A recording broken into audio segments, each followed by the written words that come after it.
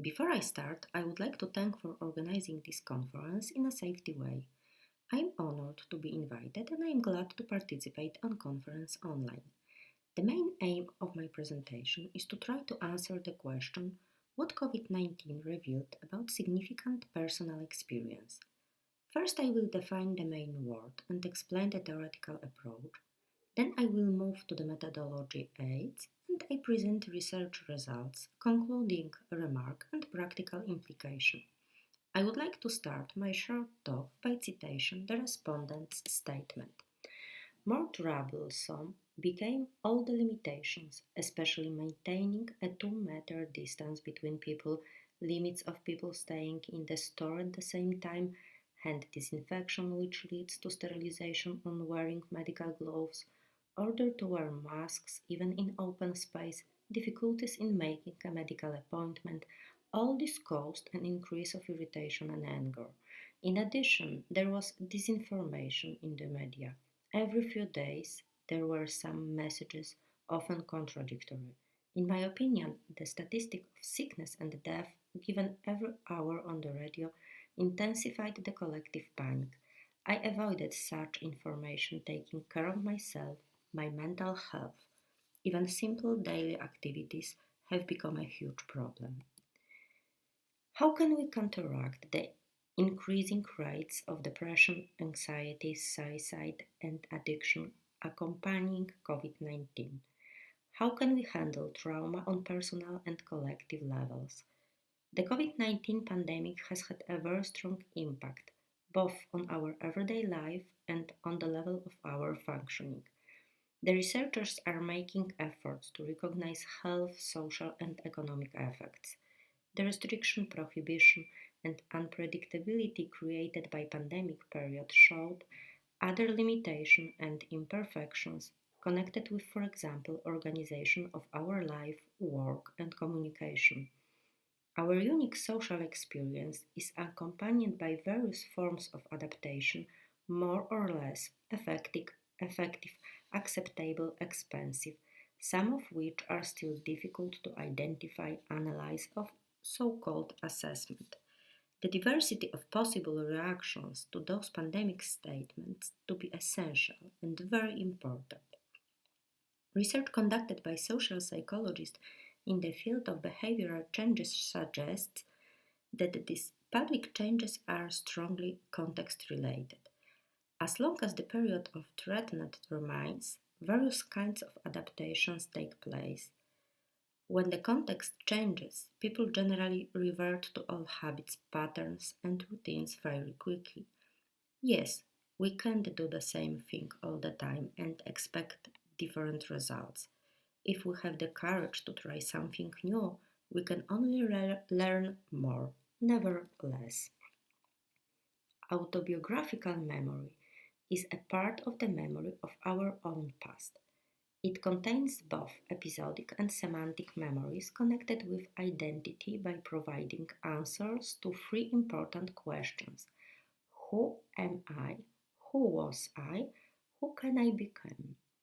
One of the specifics of autobiographical memory is its embedding in personal experience, particularly in a memory whose content refers directly to the subject which recall it in memory. In other words, it's a memory referring to the time of individual experiencing self.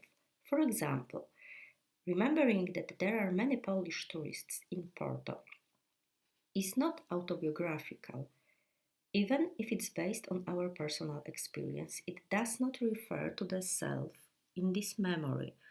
Only remembering the situation of a specific meeting and conversation with a random person from Poland meets this criterion. In the field of autobiographical knowledge, there are episodic memories, memories of special events. They are intense in various types of visual sensory details. They are a non-persistent mental construct strongly associated with short-term goals, actions, and most recent experiences.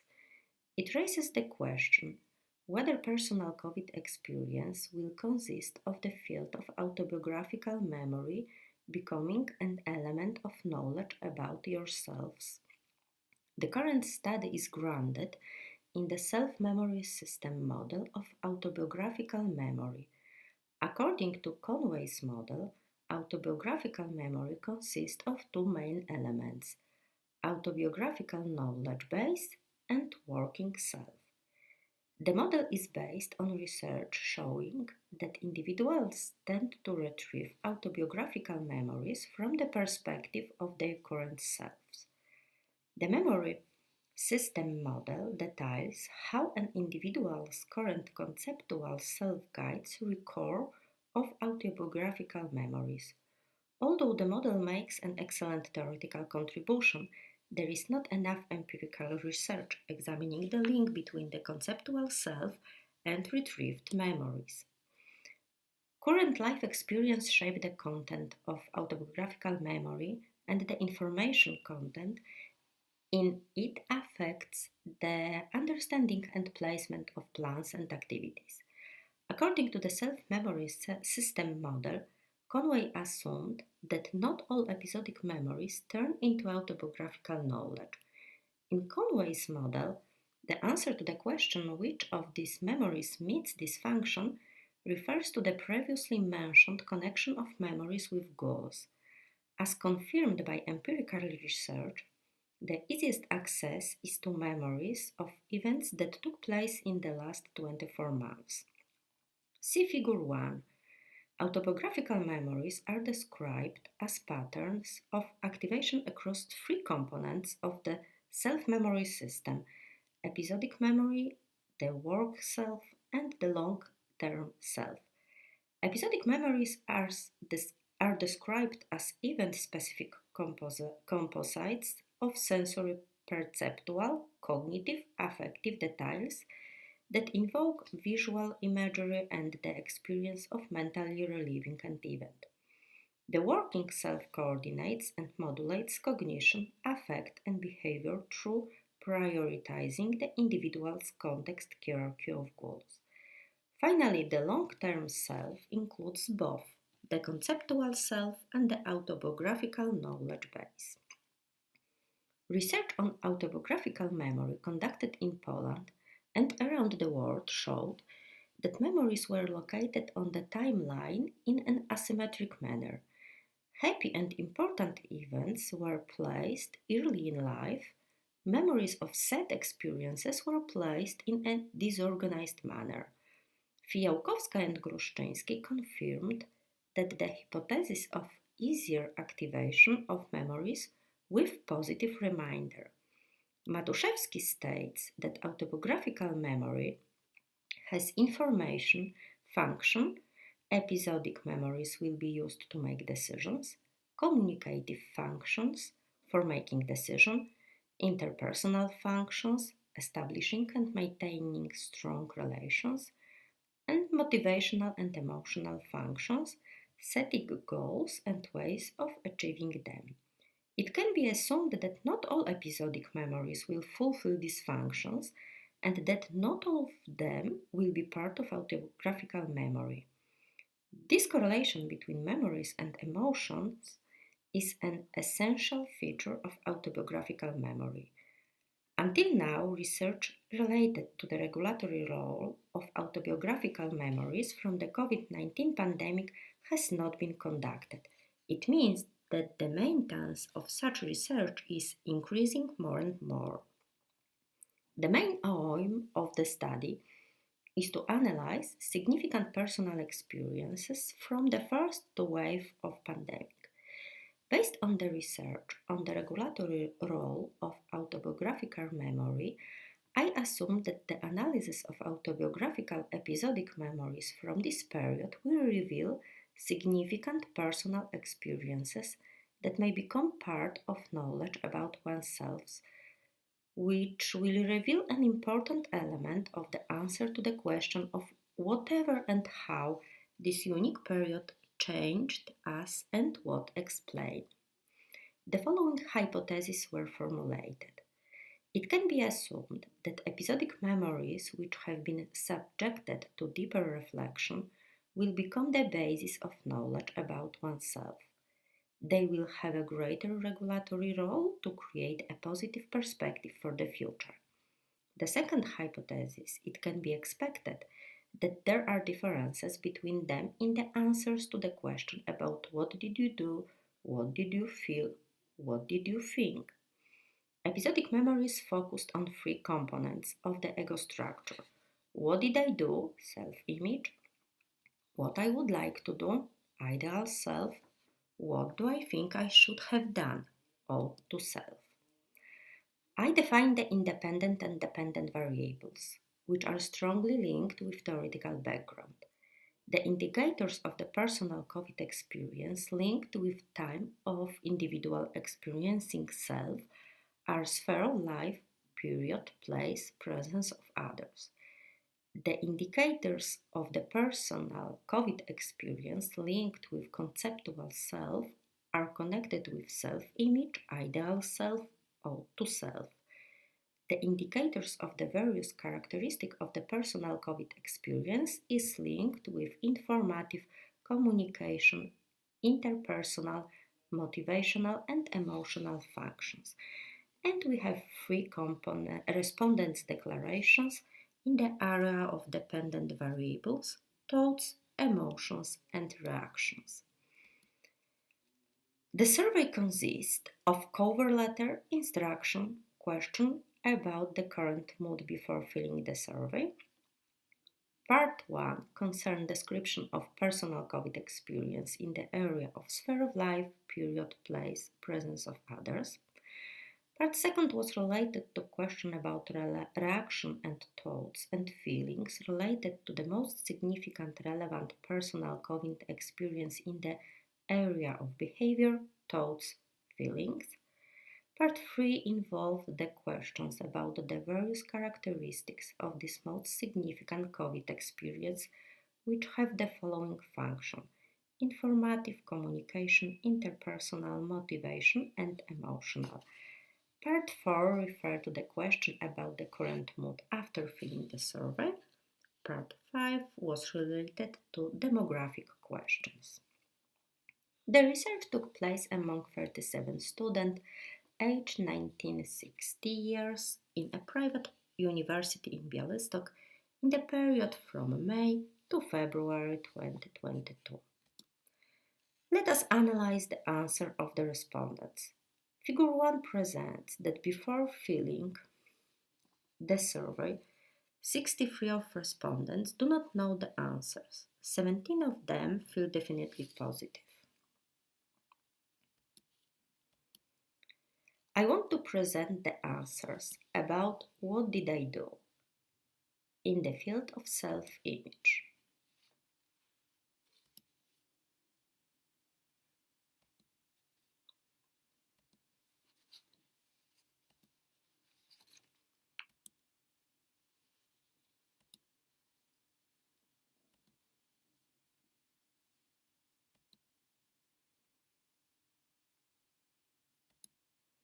Now I want to show the answers about what I would like to do, ideal self.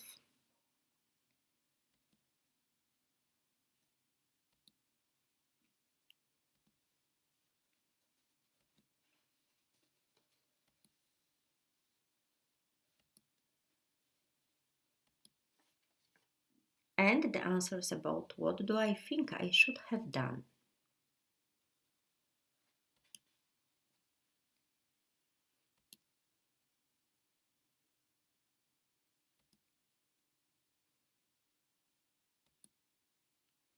To sum up, it means that the COVID question, how did you react to COVID? The answers were given by 43 of respondents. If you would like react differently, the answers were given by 24 of respondents. If you think you should have reacted differently, the answers were given by 13% of respondents. The achieved results suggest that the personal COVID experiences are strongly linked with personal life, take place during the period of the second wave of pandemic, September, October, November 22,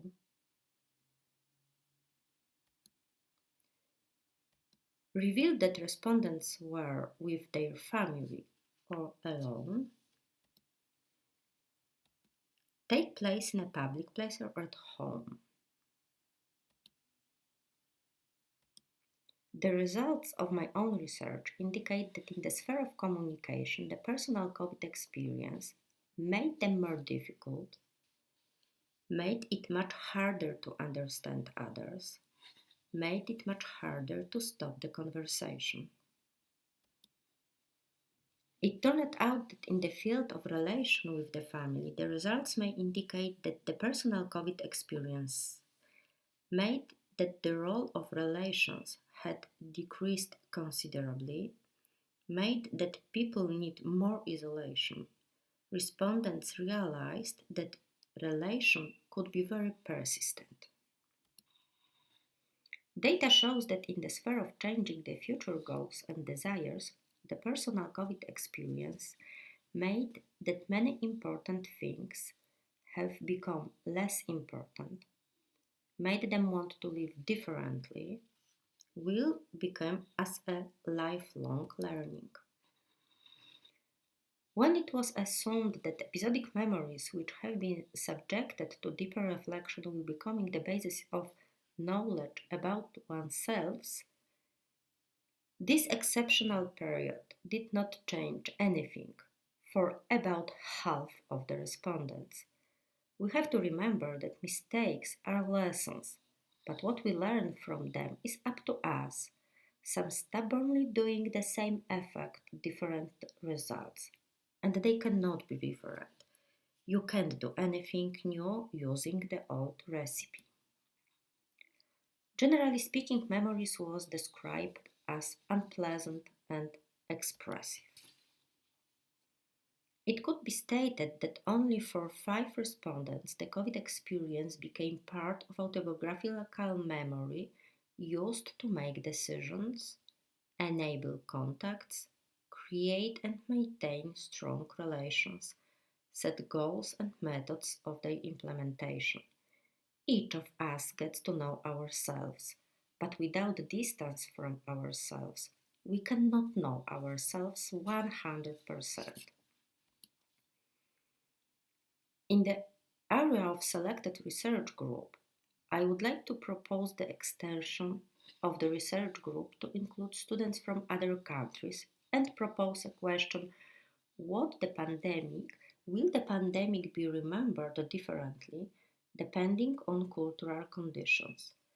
The research tools also be extended to include the method of directed connotation by Krowitz and Schiffman, in which the tested person receives a list of words and then is asked to provide specific life events related to them. Fact it's being called a shadow pandemic means that we need to take stock on a personal level. Pandemic cracked open the facade of mental health and exposed the insufficiencies and injustice. What can we do? The way is to look at our personal challenges, more empathy, no judgments to make people feel more safe. If we simply care, listen, show empathy, be more humble, look to our left, look to our right, and just be present with compassion, that is all what we can do. Growth always takes place outside your comfort zone. As long as you are comfortable, you are not growing. In the same way, so this crisis took us completely out of our comfort zone and nearly brought us down to knees, also creating a huge opportunity for learning and growing. So what have we learned? What did we learn right now? Away? Your vision and your plans can only be realized if you say it aloud. If you keep it to yourself, it will remain only your invention. So this is not a problem of an individual man. It's not an European problem. This is a global problem. We need big ideas to tackle this. So let's start by providing free online consultation by therapists to those who need will be really great initiative focused on the mental health.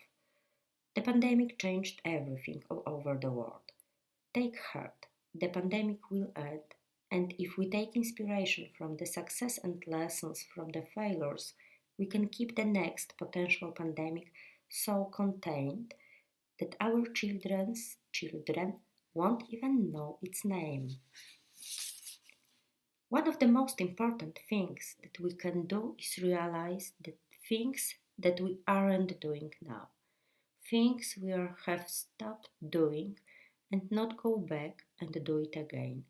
What if we don't go back? What if we go forward and rethink the way we are acting? Thank you.